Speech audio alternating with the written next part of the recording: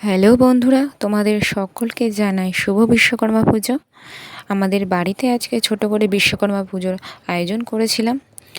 তারপর ট্রেনে করে চলে গিয়েছিলাম হাবড়া। আর ভিড়টা জাস্ট একবার দেখো।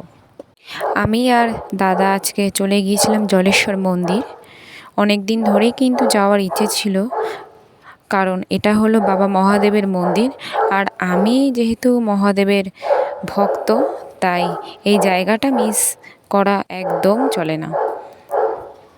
ব্যস্ততার কারণে আসা হয়ে ওঠেনি, তাই আজকে সময় পেয়েই চলে এসেছি তার দর্শন করার জন্য।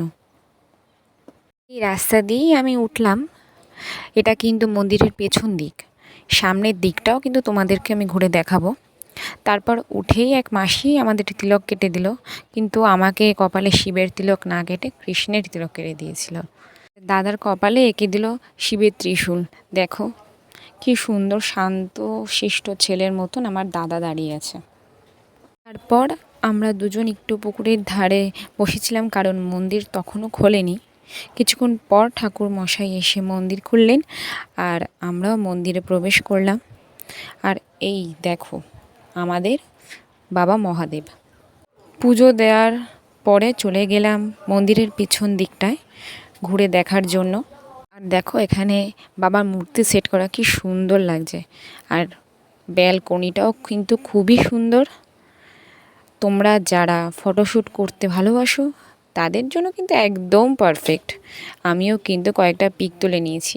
পর আবার একবার প্রণাম করে নিলাম বাবাকে, যাতে উনি আমার মা বাবা আপনজনদের খুব ভালো রাখেন, তাদের সব ইচ্ছে পূরণ করেন। আমি কখনোই নিজের জন্য কোনো দিন কিছুই চাইনি।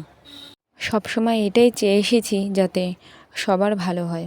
এরপর মোমবাতি আর ধূপকাঠি ধরিয়ে একটু মন্দিরের ভেতর গিয়ে বাবাকে আরতি করে নিলাম। মন্দির খোলার সময়সীমা হলো কিন্তু 4:30 থেকে 8:30 পর্যন্ত। মানে এই টাইমটাই পুজো দেওয়া যায়। আপনারা চাইলে কিন্তু এই টাইমের মধ্যে পুজো দিতে আসতে পারেন বাবাকে। আর এই দেখো এটা কিন্তু হলো মন্দিরের সামনের দিক, যে দিক থেকে আমার দাদা হেঁটে যাচ্ছে ওপরে। সারাদিন কিছুই খাওয়া হয়নি, তাই বাইরে বেরিয়ে দুটো চিপস আর ধোসা খেয়ে নিলাম দুজন মিলে। আর ধোসাটা খেতে কিন্তু খুব সুন্দর ছিল। তারপর বাড়ি এসে রাতের খাবারটাও সেরে নিলাম। আজকে কিন্তু আমাদের বাড়িতে মাংস ভাত হয়েছিল গাইস, আর সাথে ডাল ভাজা চাটনি আর দইও ছিল। তো দেখা হচ্ছে তোমাদের সাথে পরের কোনো মিনি ব্লগে। ততক্ষণ সুস্থ থেকো, ভালো থেকো, টাটা।